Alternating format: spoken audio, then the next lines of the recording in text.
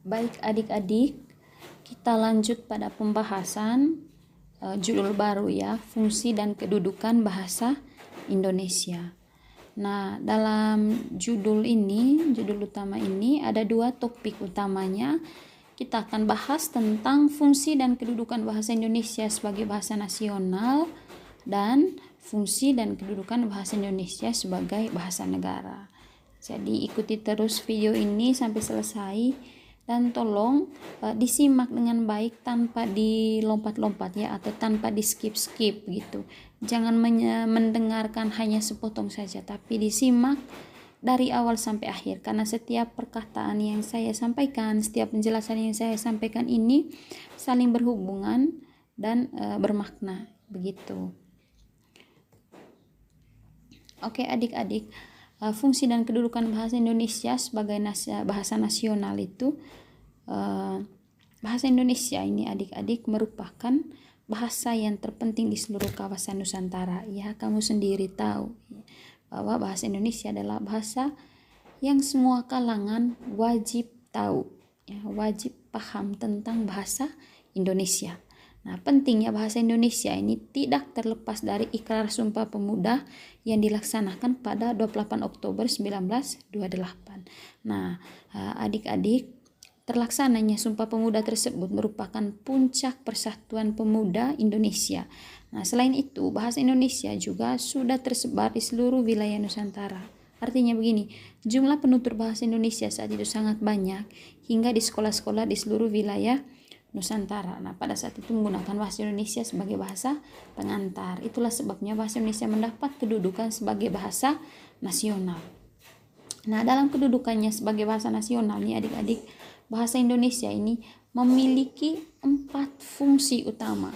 Jadi, sebagai lambang kebanggaan nasional, sebagai lambang identitas nasional, kemudian alat pemersatu berbagai suku bangsa dengan latar belakang sosial budaya dan bahasa yang berbeda-beda, dan alat penghubung antar daerah dan antar budaya. Nah, kita ikuti penjelasannya dengan baik ya.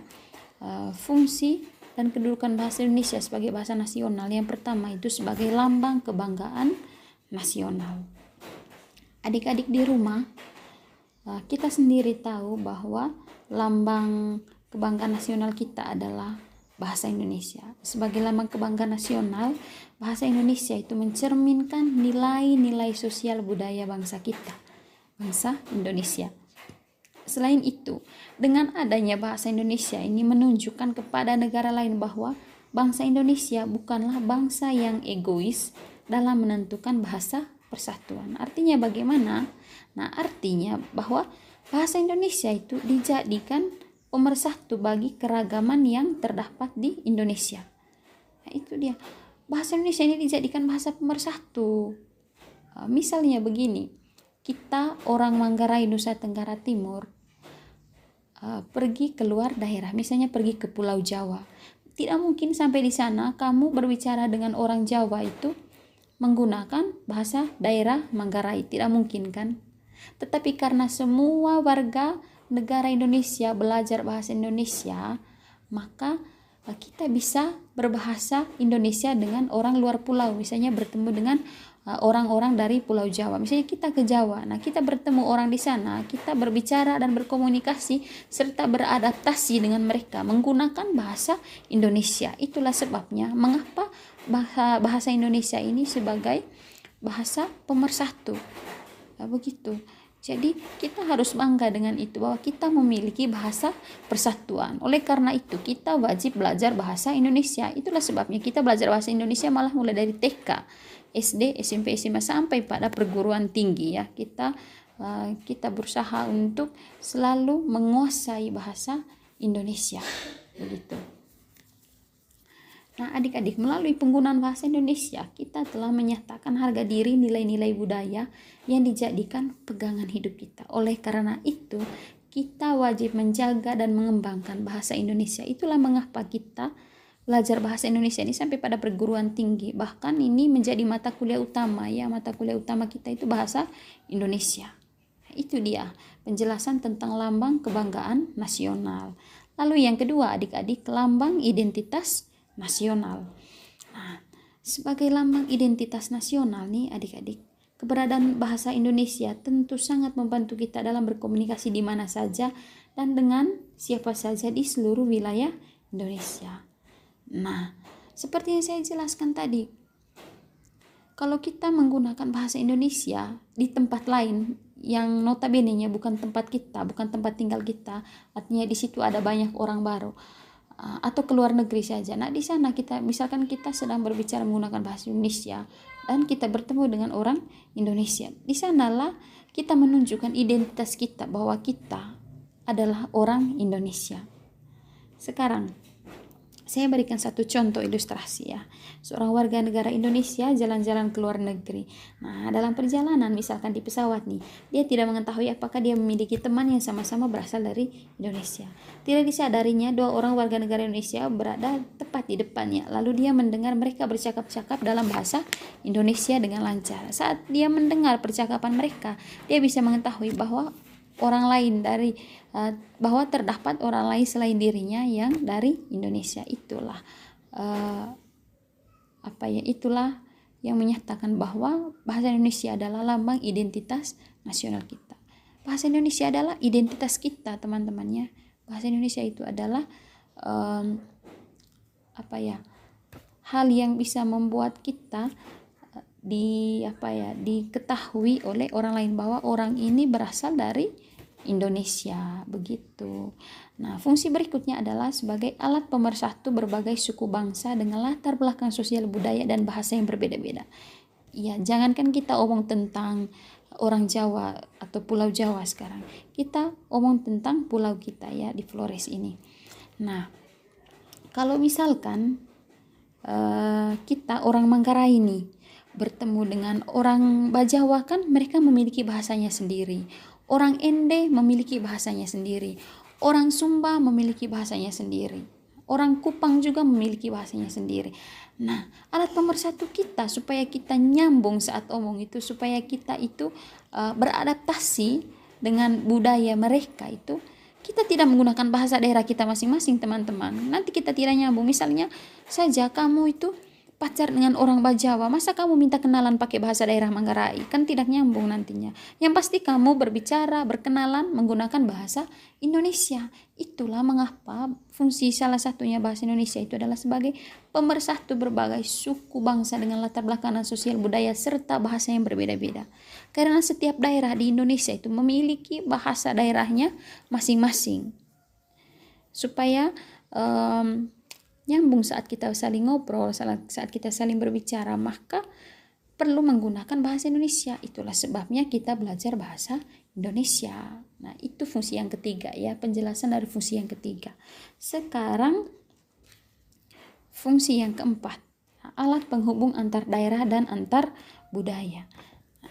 Seperti yang masih ada hubungannya dengan penjelasan saya sebelumnya tadi, bahwa sebagai alat penghubung antar daerah dan antar budaya, dengan adanya bahasa Indonesia dapat menghindari segala kesalahpahaman akibat perbedaan bahasa dan budaya. Hadirnya bahasa Indonesia menjadikan segala urusan antar daerah tidak terhambat ya teman-teman. Dengan adanya bahasa Indonesia, urusan kita dengan orang-orang yang memiliki perbedaan bahasa dengan kita itu tidak terhambat, begitu. Oke, itu dia 4 fungsi dan kedudukan bahasa Indonesia sebagai bahasa nasional. Nah, perlu diketahui bahwa fungsi dan kedudukan bahasa Indonesia sebagai bahasa nasional ini adik-adik itu sudah ada hubungannya dan ditetapkan dalam Sumpah Pemuda ya. Kemudian berikutnya fungsi dan kedudukan bahasa Indonesia sebagai bahasa negara. Nah, di sini juga ada 4 fungsi dan kedudukan bahasa Indonesia sebagai bahasa negara. Yang pertama, bahasa Indonesia itu adalah bahasa resmi kenegaraan. Kita tahu itu ya, dan itu bahkan ada di undang-undang bahwa bahasa resmi negara kita adalah bahasa Indonesia. Sebagai bahasa resmi negara, penggunaan bahasa Indonesia di berbagai bidang harus selalu dibina dan dijaga. Contohnya, penggunaan bahasa Indonesia dalam administrasi kenegaraan, kemudian upacara atau peristiwa kenegaraan, atau komunikasi dalam perkantoran pemerintah dan swasta, baik secara lisan maupun secara tertulis. Nah, kalau secara lisan dapat melalui komunikasi sehari-hari, dan secara tertulis itu dapat diterapkan pada pembuatan surat-surat penting, pengumuman dan sebagainya ya. Nah, itu dia penjelasan dari bahasa resmi kenegaraan, fungsi bahasa resmi kenegaraan. Kemudian berikutnya, fungsi dan kedudukan bahasa Indonesia sebagai bahasa negara adalah bahasa pengantar dalam dunia pendidikan. Nah, seperti yang saya buat sekarang, saya menjelaskan materi menggunakan bahasa Indonesia. Itu contoh dari bahasa pengantar bahasa Indonesia itu sebagai bahasa pengantar dalam dunia pendidikan. Nah, sebagai bahasa pengantar dalam dunia pendidikan, bahasa Indonesia tentunya harus mendapat peringkat pertama di luar penggunaan bahasa daerah sebagai bahasa pengantar kedua. Nah, para pelaku akademik, guru, dosen wajib memelihara penggunaan bahasa Indonesia dan mengajak peserta didik untuk selalu berbahasa Indonesia, baik secara bahasa Indonesia yang baik maupun bahasa Indonesia yang benar ya dalam lingkungan sekolah. Nah, melalui cara tersebut dengan sendirinya bahasa Indonesia menjadi tempat pertama bagi para pelaku akademik dalam menyampaikan segala materi pembelajaran. Jadi kita harus, kalau suatu saat kamu jadi guru nanti, kamu harus mengajak peserta didik kamu untuk berbicara atau berkomunikasi menggunakan bahasa Indonesia gitu. Karena dengan mereka lancar menggunakan bahasa Indonesia atau memahami bahasa Indonesia, maka materi yang mereka belajar juga itu mereka pelajari itu dapat mudah mereka pahami. Karena apa? Karena buku-buku pelajaran, buku teks pelajaran yang digunakan di sekolah itu menggunakan bahasa Indonesia. Itu penjelasannya fungsi yang kedua. Sekarang untuk fungsi yang ketiga, yaitu bahasa resmi untuk kepentingan perencanaan dan pelaksanaan pembangunan nasional serta kepentingan pemerintah. Nah, sebagai bahasa resmi untuk kepentingan perencanaan dan pelaksanaan pembangunan nasional serta kepentingan pemerintah nih adik-adik, bahasa Indonesia itu tidak hanya berfungsi sebagai alat komunikasi antar warga masyarakat baik swasta maupun pemerintahan, tetapi juga sebagai alat penghubung untuk segala kepentingan formal ya, untuk segala kepentingan yang sifatnya resmi dalam perencanaan dan pembangunan nasional di pemerintahan gitu.